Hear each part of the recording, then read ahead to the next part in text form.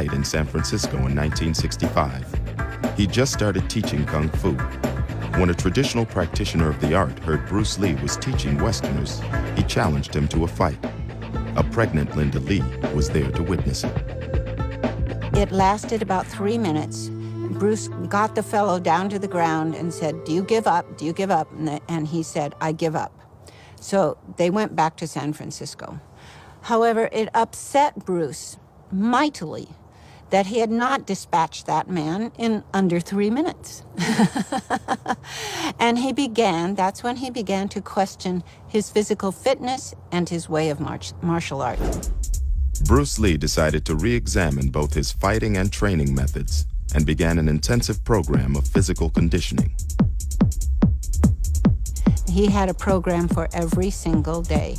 So he did aerobic type things. He rode his bike, he rode a stationary bike, he ran, he jumped rope, all those kind of things for aerobic conditioning.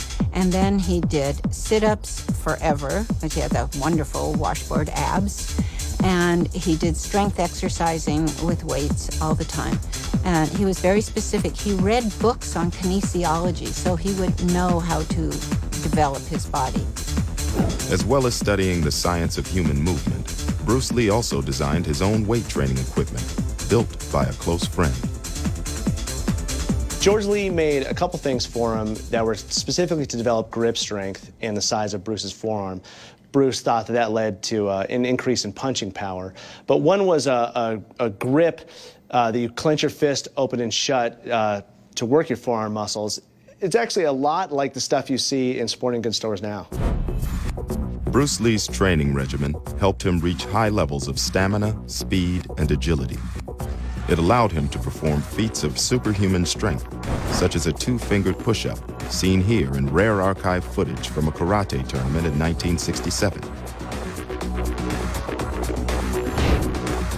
He also perfected a super-fast and powerful blow, known as the one-inch punch. This guy was probably the fastest person I've ever seen. And he had that strength. I mean, the one-inch punch, for instance, he would knock you clear across the room. Lee's speed was legendary. Even when slowed down to a quarter speed, his strike is still hard to capture on camera. He could stand 5 feet away from you, leap in there and tap you on your face and be back here standing before you could move, before you could intercept it. And then every time they'd say, "Well, wait a minute, I wasn't ready, do it again." And he'd do it about 2 more times, and they'd say, "Oh, hell, you know, I can't put up with that, you know." I think a lot of the speed and timing that Bruce Lee had was from the conditioning and strength and the way his body worked. He was very, very concerned with his fast twitch muscle. That one-inch punch that he developed, one of the fastest strikes and still used today, and that transfers over, obviously, into the boxing side. This ability to pack a punch has been acknowledged by some of the world's best boxers. That was the most amazing thing about Bruce, was the fact that he could generate so much speed and velocity in his punches. Short punches that he used his body and the type of leverage he was able to gain, because he understood the mechanics of the body. Bruce Lee didn't just confine himself to exercising his muscles. He was also concerned with the fuel he was putting into his body. He began experimenting with high-protein drinks that he blended himself and supplemented with ginseng, royal jelly, and massive doses of vitamins. He was very known for taking vitamins and minerals and stuff like that, and he had to go and find these various different ones and put them together, where now we can just walk into any store and be able to buy certain supplements like that. So a lot of the things he was doing as an athlete back then is things that we incorporate now as bodybuilders. Bruce Lee's approach to high-protein drinks was revolutionary and shocked some of his colleagues when he returned to Hong Kong. At that time, when we were not making movies, we would go to his house. He showed us how he ate beef, raw beef from the US. He put the raw beef into the blender and added milk, 7 eggs, and then wow, he gulped that thing down. We were terrified.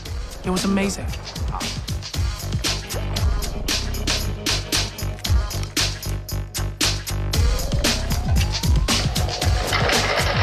And it wasn't just his high-protein shakes that shocked his friends.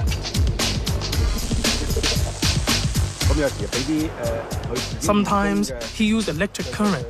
He was really mad, giving himself electric shocks voluntarily. He was fighting with the electricity. Of course, we could not do it. I do not know how many volts the electricity was, but he was challenging the electricity. You know, it's really funny that nowadays, if you go to any professional sports orthopedist place or physical therapist, you go in there and you see them using the electronic stimulation machines to rebuild muscles to help damaged areas. But way before that was employed in any physician's room, you saw Bruce Lee doing that at home on his own. He was just truly a pioneer and way ahead of his time.